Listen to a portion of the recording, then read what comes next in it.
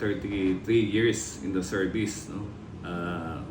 Coming from the lowest employee of the NBI, going to the top slowly until reaching the top. So that nanguna, alam na natin yung pasikot-sikot ng NBI, how the work goes, and also to serve inspiration to the others na pag may tiyaga, may pag-asa, may nilaga.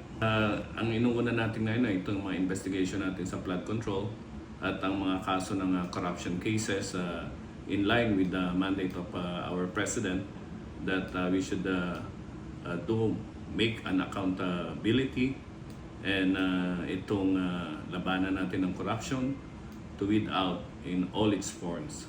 Siguro katulad na nasabi ko kanina, yung accountability.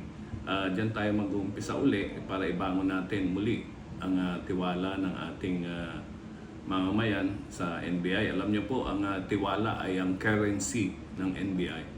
Kung wala pong tiwala ang mamamayan sa atin, ay wala rin po tayong currency. At kung ibig sabihin nun, wala rin po tayong kwenta.